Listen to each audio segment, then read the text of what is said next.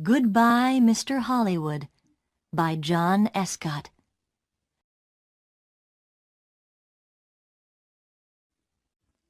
Chapter 1. Mystery Girl.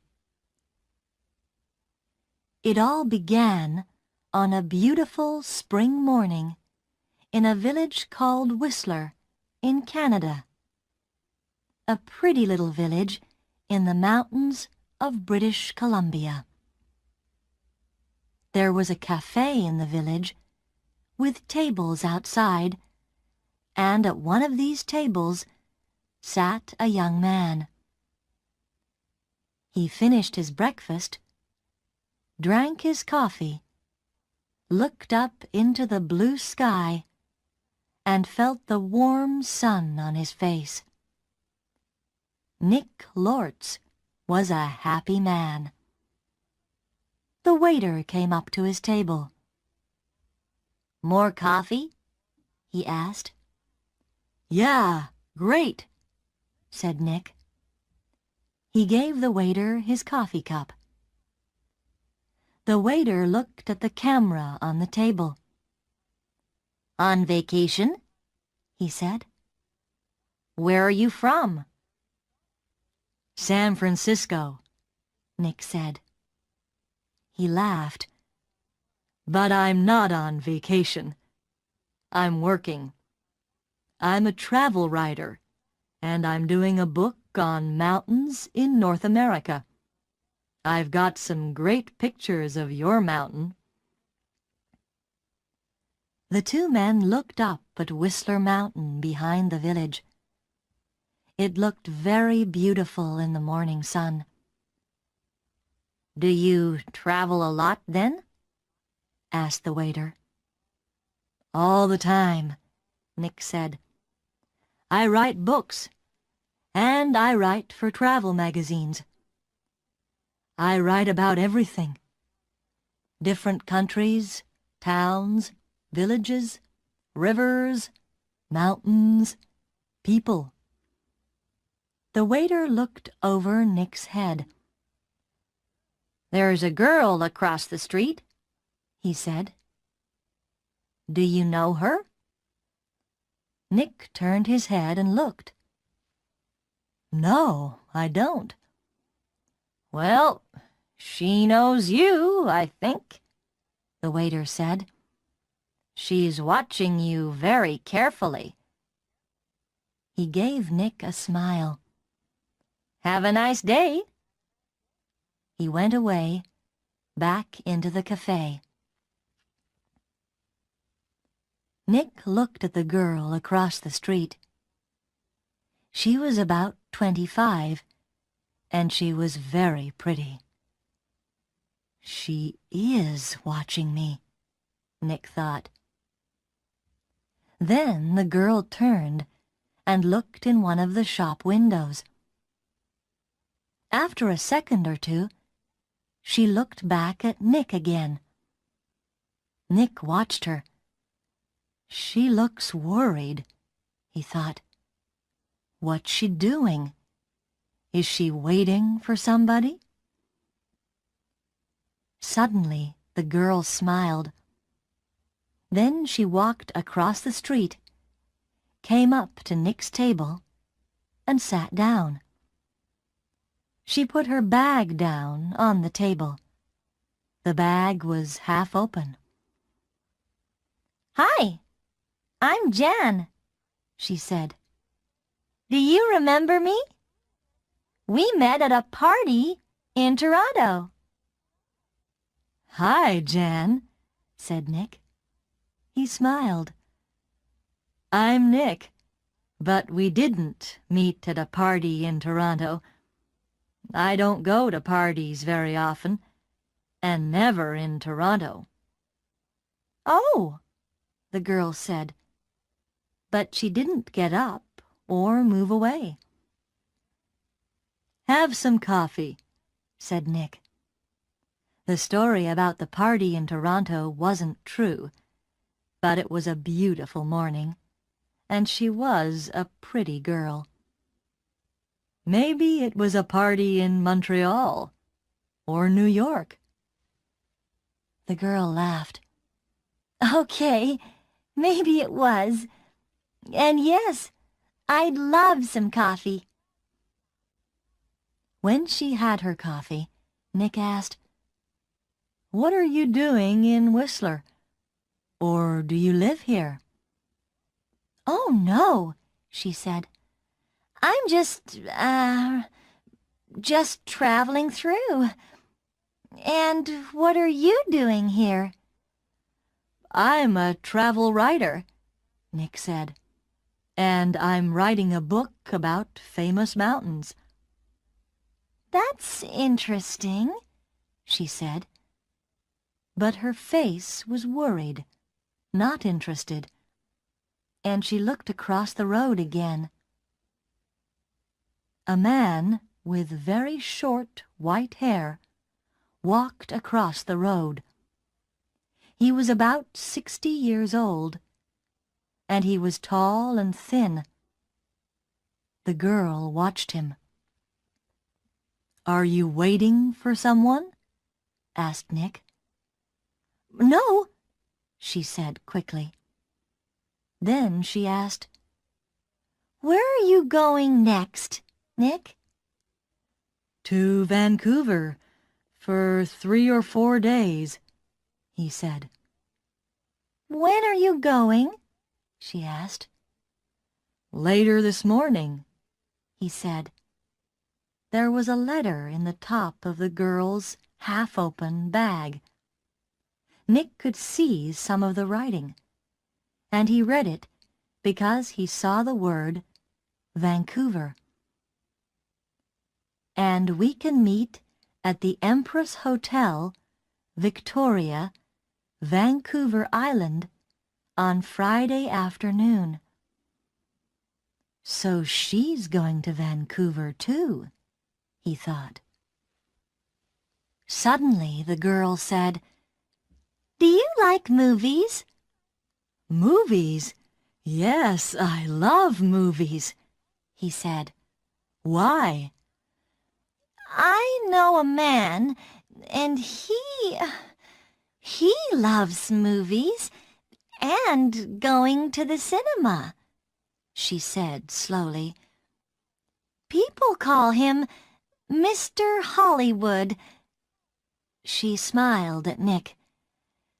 "Can I call you Mr. Hollywood too?" Nick laughed. "Okay," he said. "And what can I call you?" She smiled again. "Call me Mystery Girl," she said. "That's a good name for you," said Nick. Just then, the man with white hair came into the cafe. He did not look at Nick or the girl, but he sat at a table near them. He asked the waiter for some breakfast.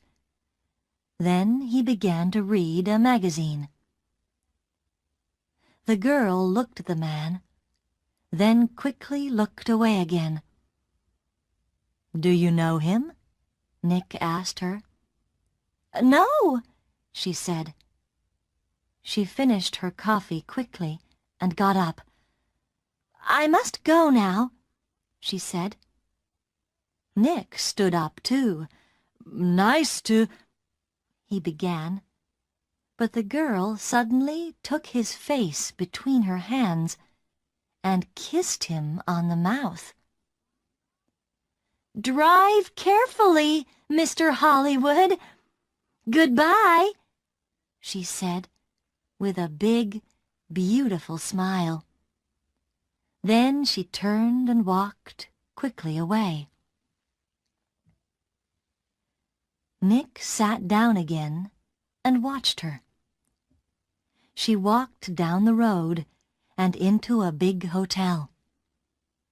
Now what, thought Nick, was that all about? The man with white hair watched Nick and waited. After 4 or 5 minutes, Nick finished his coffee, took his books and his camera, and left the cafe. His car was just outside the girls' hotel, and he walked slowly along the street to it. The man with white hair waited a second, then quickly followed Nick. From a window high up in the hotel, the girl looked down into the road. She saw Nick and the man with white hair about 50 yards behind him. Nick got into his car, and the man with white hair walked quickly to a red car across the street. 5 seconds later, Nick drove away in his blue car, and the red car began to follow him. When the girl saw this, she smiled, then went to put some things in her travel bag. Chapter 2. A Hand in the Back. That evening, in his hotel room in Vancouver, Nick could not stop thinking about the girl in the Whistler Cafe. Why did she come and sit with him? She didn't know him, and that story about a party in Toronto wasn't true, and she was worried about something. But what? And that kiss? It was nice, of course, but why did she do it?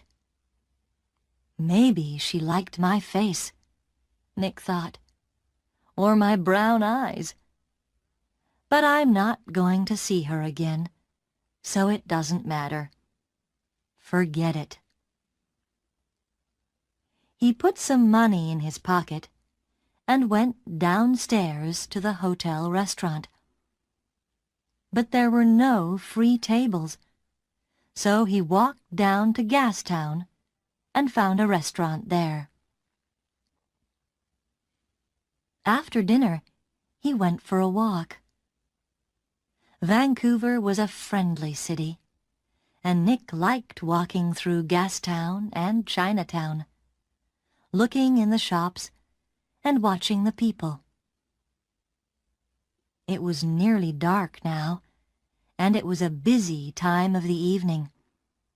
There were a lot of cars and a lot of people.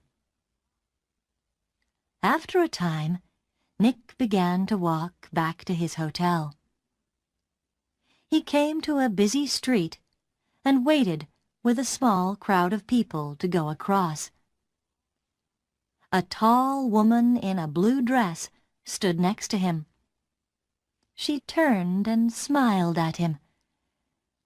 "It's the first warm evening of spring," she said. "It's nice to be out after the long, cold winter." "Yeah," said Nick. "It's great. It's—" Suddenly, there was a hand in his back, and the hand pushed Nick into the road. Nick fell on his face in front of a big, green car. People screamed, but the green car stopped only inches from Nick's head. The woman in the blue dress ran into the road and pulled Nick to his feet. "Are you okay? What happened?" she said. The driver of the green car shouted angrily at Nick, but Nick did not hear him. "Somebody pushed me," he said to the woman. "I didn't fall. Somebody pushed me." "Pushed you?" said the woman. "Who? I didn't see anybody." Nick looked at the faces of the people near him, but he didn't know them. Then he saw a man's back. The man was tall and thin, and had very short white hair. He walked quickly away down the street, and did not look back. "Hey, you!" Nick shouted. "Wait!" But the man did not stop, and he was soon lost in the crowds. "Did he push you?" asked the woman in the blue dress. I don't know," Nick said. "Do you know him?" she asked. "I don't know his name," Nick said. "But I know that short white hair. Now where did I see it before?" The woman began to move away. "I must get home," she said. "Are you okay now?" "Yeah, I'm okay," Nick said. "And thanks. Thanks for your help." "That's okay," the woman smiled. "Be careful now." Back in his hotel, Nick sat on his bed and thought. It was an accident. Nobody pushed me. It was an accident. Nobody wants to kill me. And there are hundreds of men in Vancouver with white hair. It was 1 o'clock in the morning, but Nick couldn't sleep. He listened to the cars in the road, and he looked at the night sky through his hotel room window. Then he sat at the table and tried to write some more of his book about mountains. But he couldn't think about his work. He got back into bed. There were 4 or 5 magazines in the hotel room. They were not very interesting, but Nick sat in bed and opened one, and saw a photo of Mystery Girl. He looked at the picture very carefully. But yes, it was her. Jan, the girl from the Whistler Cafe. She was next to a man of about 50 or 55, and they were in the garden of a big, expensive house. They smiled at the camera, and they looked very happy. Canadian millionaire Howard Hudson and his daughter Meg, it said under the picture, at their home in Toronto. Meg Hudson, not Jan, not Mystery Girl. Meg Hudson, the daughter of a millionaire. Nick read it again. Why did she come and sit with me in the cafe at Whistler? He thought. Millionaires' daughters don't sit with strangers in cafes and then give them a big kiss when they leave. Why did she do it? What did she want? He thought back to the cafe in Whistler and the girl next to him at the table. Then he remembered something. He remembered a man at a table near them in the cafe. A tall, thin man, about 60 years old. A man with very short white hair. Nick didn't sleep much that night. Chapter 3. A Walk in the Park. The next day was Thursday. Nick stayed in his hotel room and wrote about mountains all morning. Then he drove to Stanley Park in the afternoon. He sat and read a book for an hour. Then he went for a walk under the tall trees. There was nobody here. It was quiet, and he could walk and think. He thought about Meg Hudson and about the man with white hair. Did he know Meg Hudson? Did she know him? He remembered Meg Hudson's last words. "Drive carefully, Mr. Hollywood." Why did she say that? Why did she call him Mr. Hollywood? He didn't understand any of it. Suddenly, he heard a noise. He stopped. That was a gun, he thought.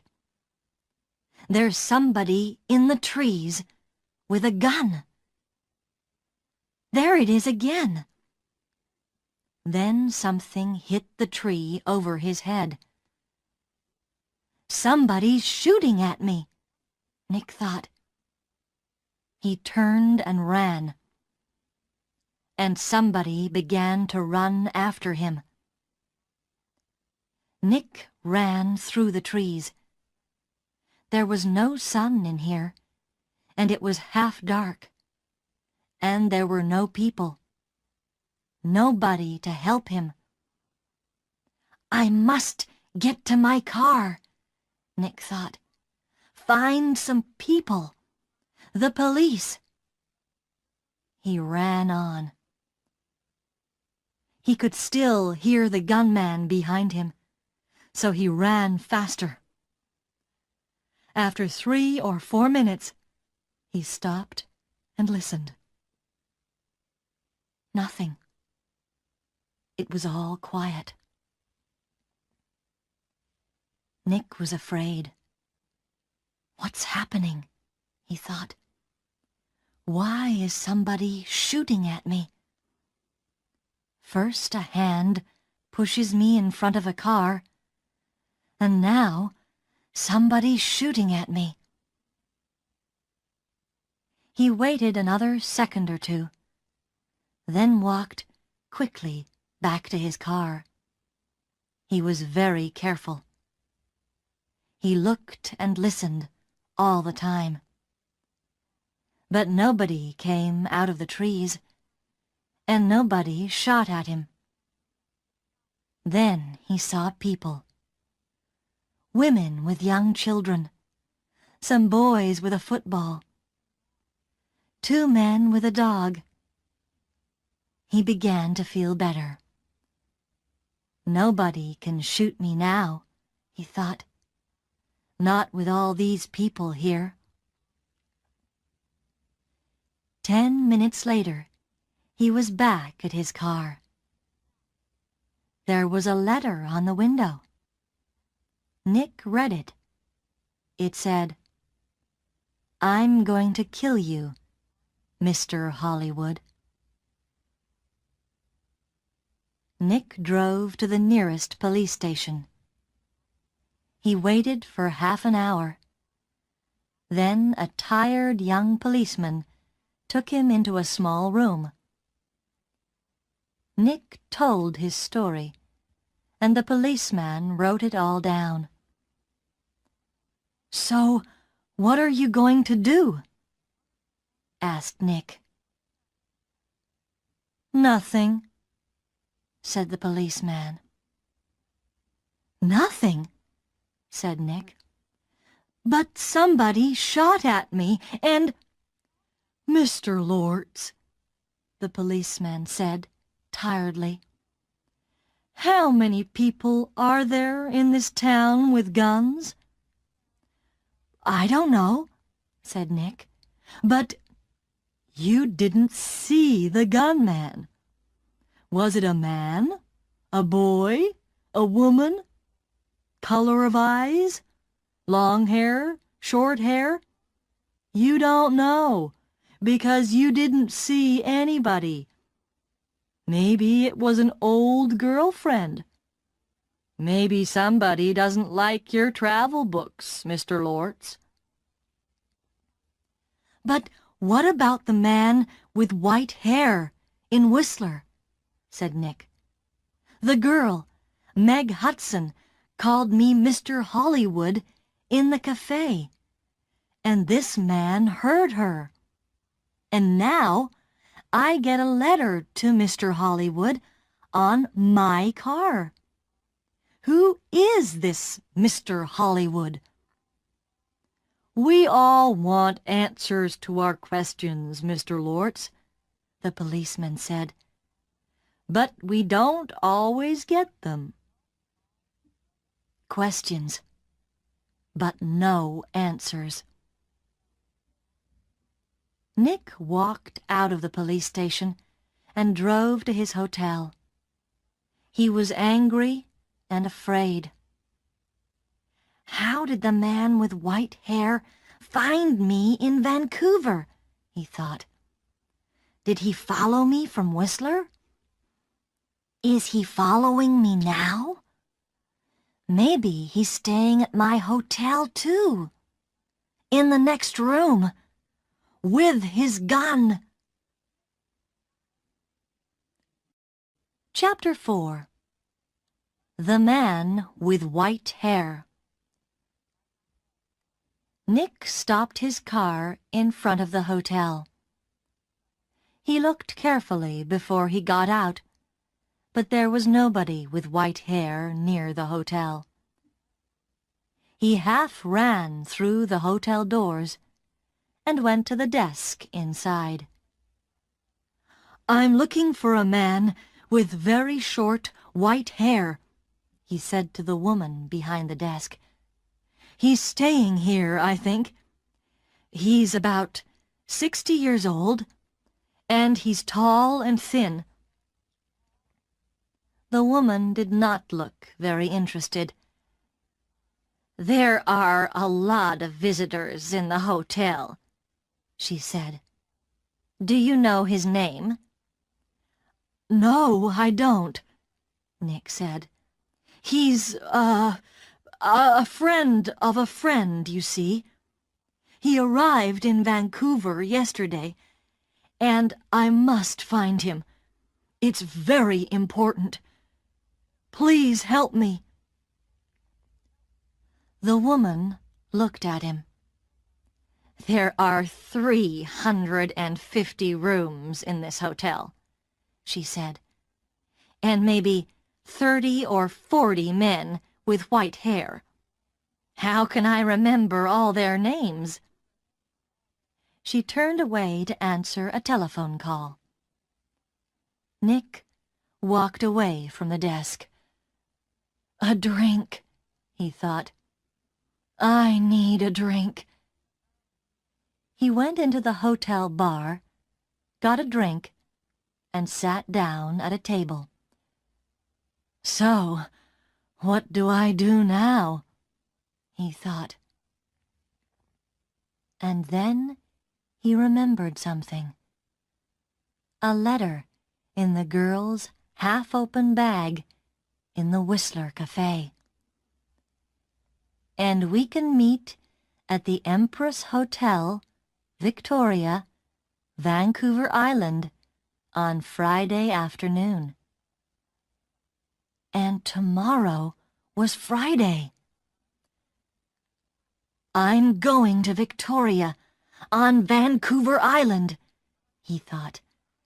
"To the Empress Hotel." Nick had dinner in the hotel that evening.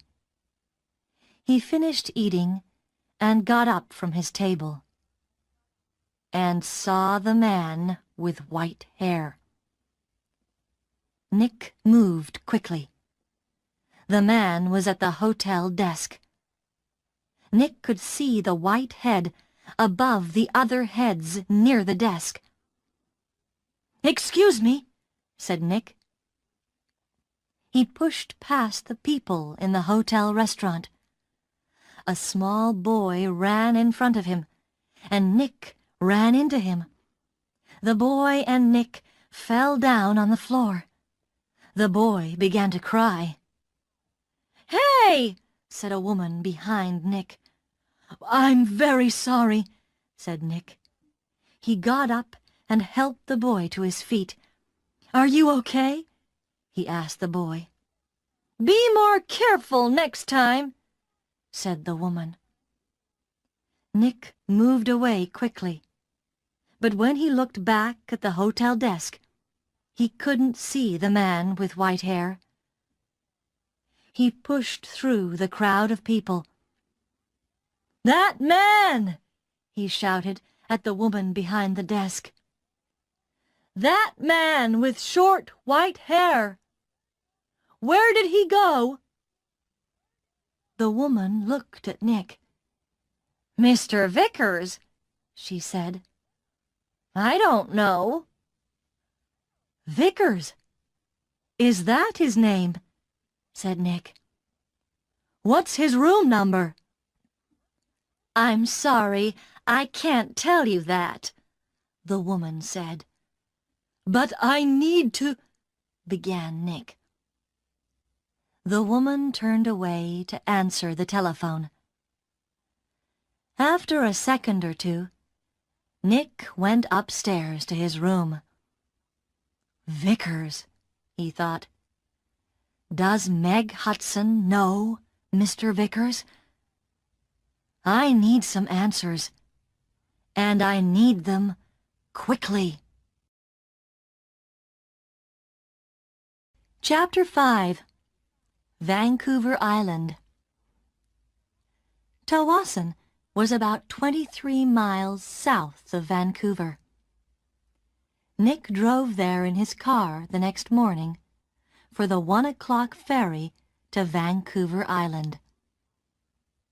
Every 5 minutes he looked behind him. The road was busy. Black cars, white cars, red cars, green cars. Maybe Vickers was in one of them. At Tawasin, Nick drove his car onto the ferry. There were a lot of cars and crowds of people. Nick got out of his car and walked up and down the ship. He looked for a man with white hair, but he didn't see one. Soon the ferry began to move, and Nick felt better. He found the ferry restaurant and got something to eat. More people came in. Nick looked at the faces of all the older men. Some had hats on, so he looked for somebody tall and thin, but there was nobody. Maybe he's not on the ferry, Nick thought. Maybe he's back in Vancouver. Later, Nick walked around the ship again. Once, he thought he saw the man with white hair in the crowds, but he could not be sure. 90 minutes after leaving Tawasin, the ferry arrived at Swartz Bay on Vancouver Island, and Nick went back down to his car. Swartz Bay was 20 miles north of Victoria. Nick drove quickly, and again looked behind him every 4 or 5 minutes. Once he saw a red car about 200 yards behind him. "Did I see that car on the road from Vancouver to Tawasin?" he thought. He drove more slowly, but the red car still stayed 200 yards behind him, and Nick couldn't see the driver's face or hair. Soon He was in the busy streets of Victoria, and Nick didn't see the red car behind him again. Victoria was a city of gardens and beautiful old buildings. Nick liked Victoria very much, but today he wasn't interested in gardens or buildings. He found the Empress Hotel, went inside, and walked across to the desk. "Can I help you?" a young man asked Nick. "I'm meeting a friend here this afternoon," said Nick. "Miss Hudson." "Hudson," said the young man. "Wait a minute." He went away and came back. "Sorry, but there's no Miss Hudson staying here." Nick took something from his pocket. It was the photograph of Meg and her father, from the magazine. "This is her," he said. The young man looked at the picture. "Oh, right. You mean Howard Hudson's daughter," he said. "She's not staying here, but I saw her 10 or 15 minutes ago. She was with somebody, a man. He asked me about the tea room." "The tea room," said Nick. "Where's that?" The man with short white hair was tired.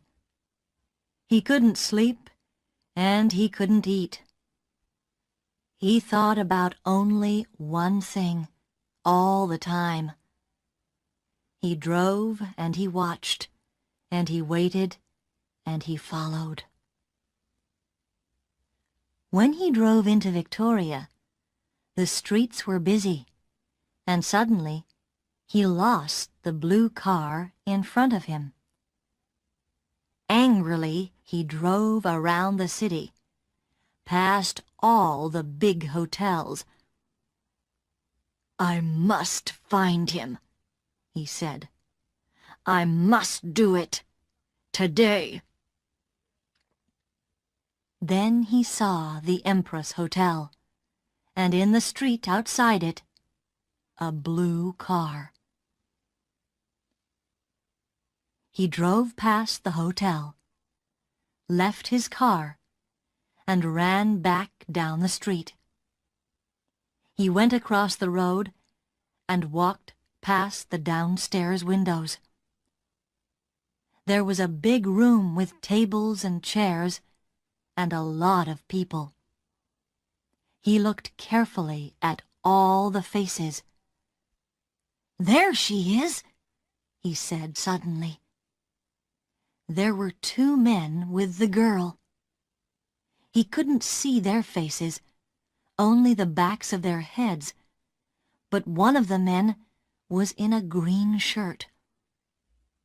"Mr. Hollywood," the man said, and smiled. "Goodbye, Mr. Hollywood." People in the street turned to look at him, but the man did not see them. He walked up to the doors of the hotel and put a hand into his pocket. Inside, the gun was cold and hard.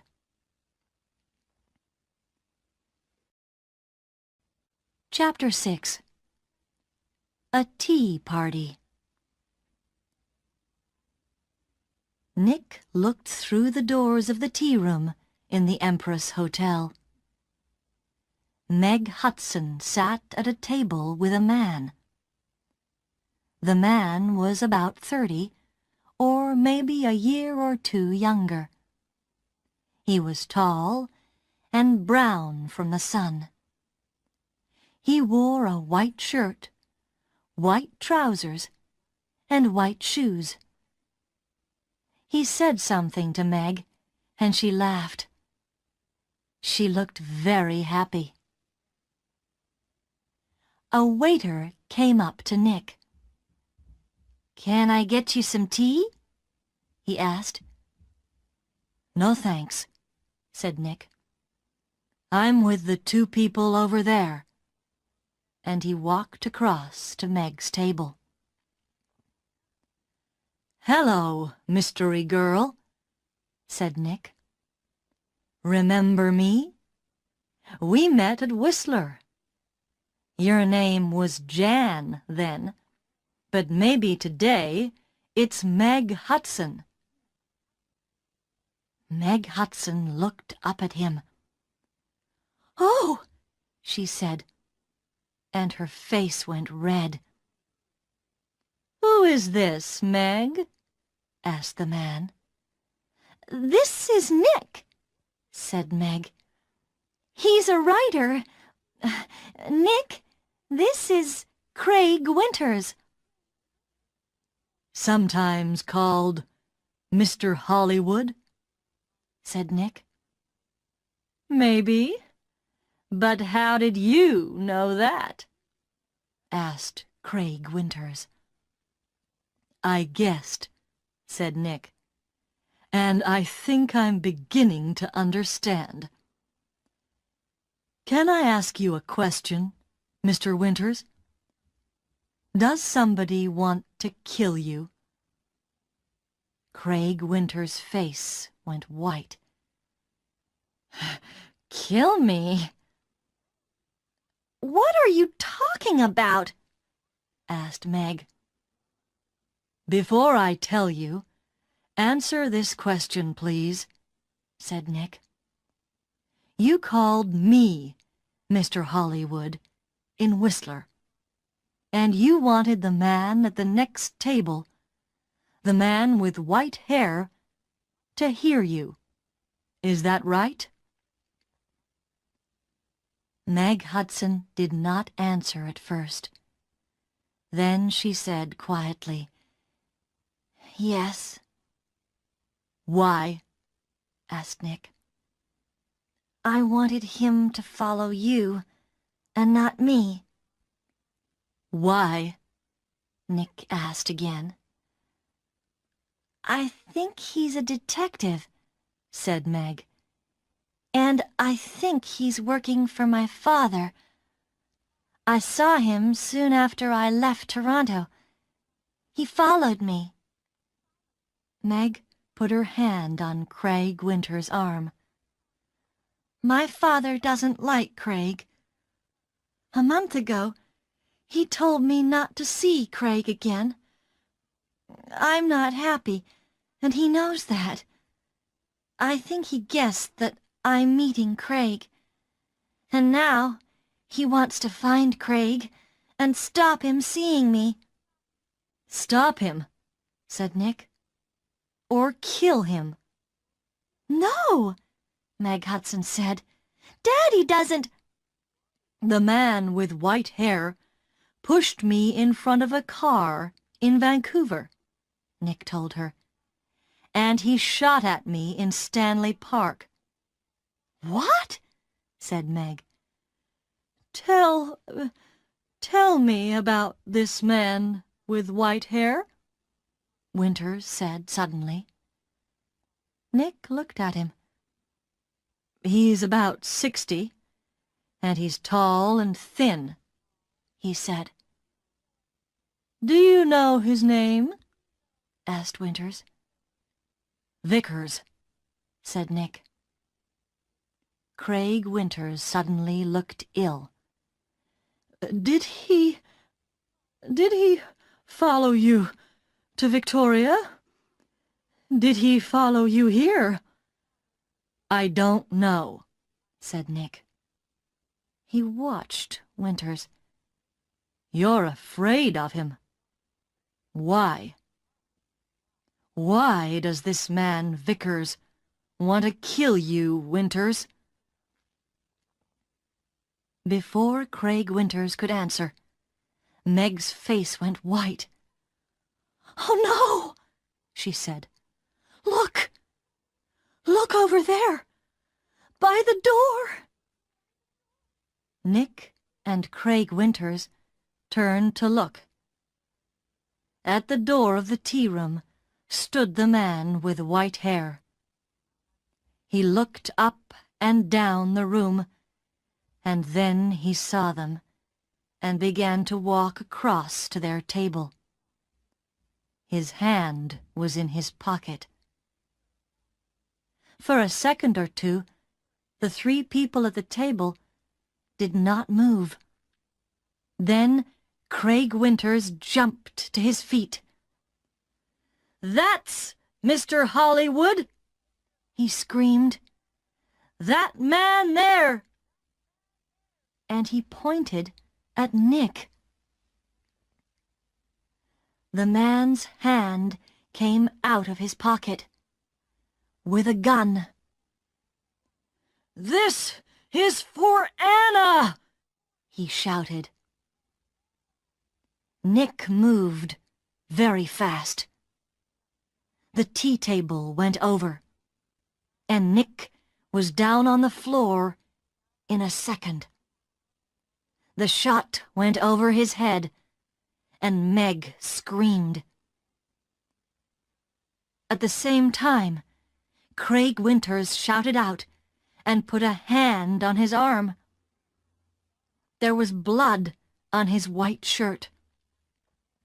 Then more people began to scream, and two waiters pulled the man with white hair down onto the floor. "Get the police!" somebody shouted.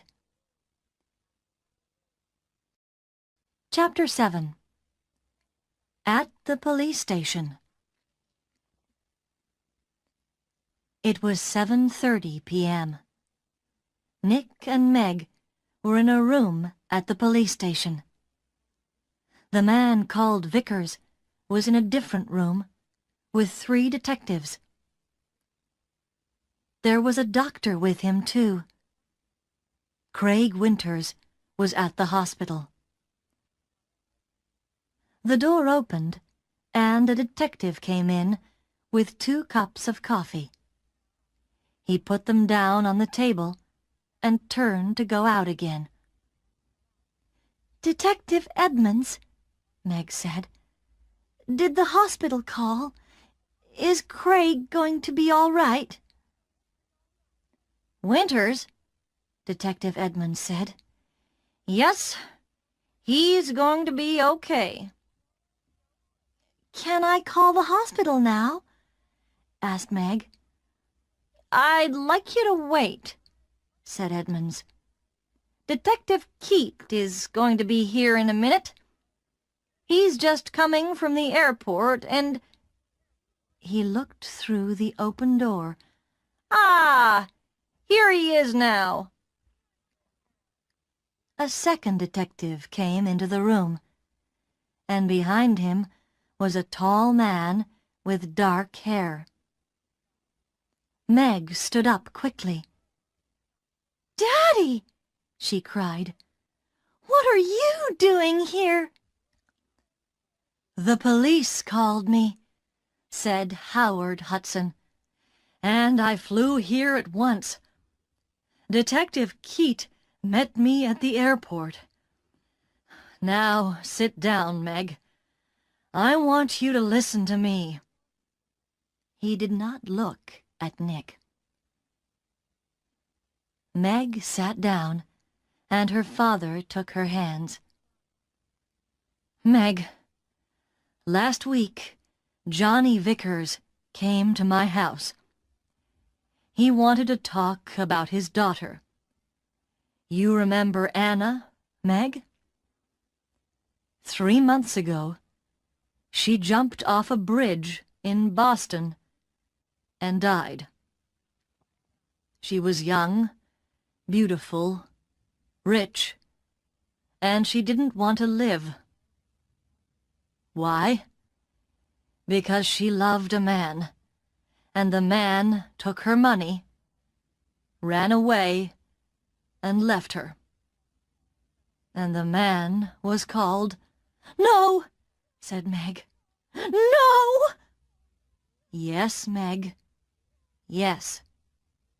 He was called Mr. Hollywood. No! Shouted Meg. She began to cry. That's right, Miss Hudson, said Detective Keat quietly.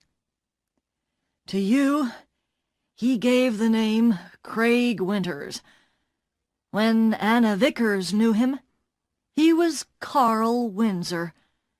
But he liked all his, girlfriends to call him Mr. Hollywood.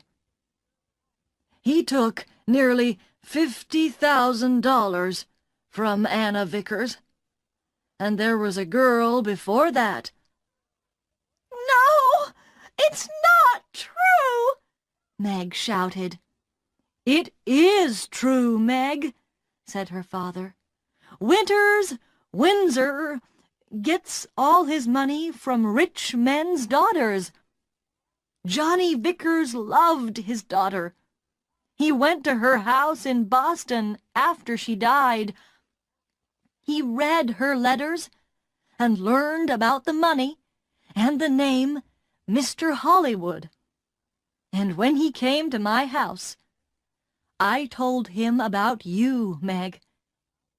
I said, my daughter's got a new boyfriend, and she calls him Mr. Hollywood.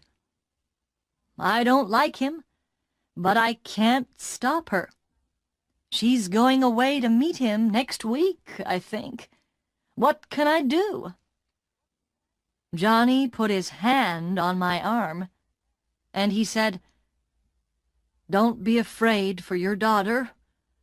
I'm going to find that man and stop him. Meg said nothing. Her face was very white. For a minute or two, nobody spoke. Then Detective Edmonds said, Vickers told us all about it, Miss Hudson. He followed you to Whistler and saw you with... Nick began to understand. With me, in the cafe, and Meg called me Mr. Hollywood. Howard Hudson looked at Nick. You're the travel writer guy, right? Lortz. Nick Lortz, said Nick. Vickers nearly killed me. He shot at me twice, and... But Howard Hudson was not very interested in Nick. He looked at his daughter again. How much money did you give him, Meg? He said. I gave him $25,000, said Meg. Only for 2 or 3 months, he said. Then he... She began to cry again. Well, you can say goodbye to that money, said Hudson angrily. What's going to happen to Vickers? Nick asked Detective Edmonds. Hospital, I think, said Edmonds.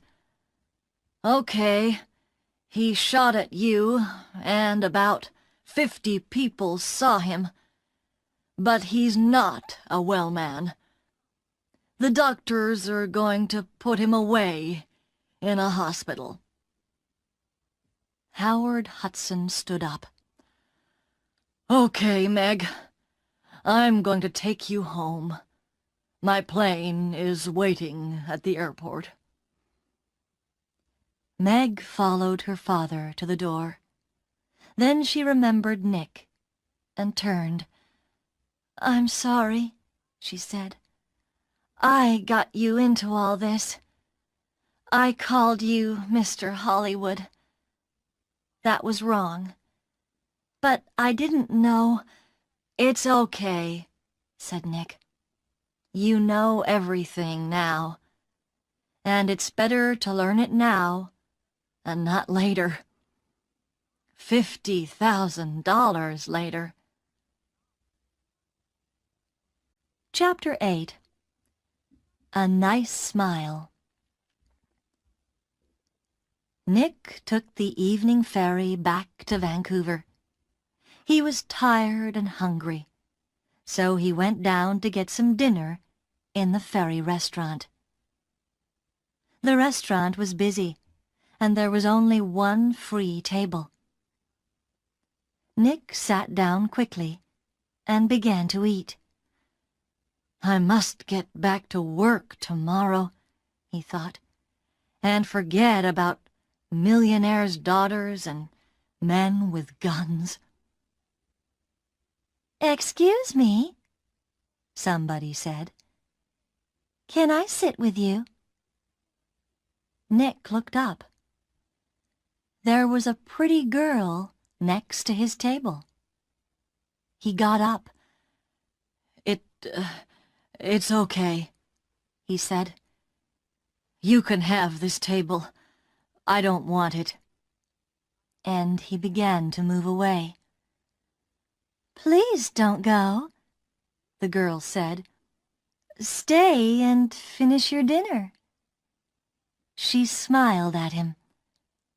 It was a nice smile. But Nick knew all about nice smiles. "I'm not hungry," he said, and he walked quickly out of the restaurant.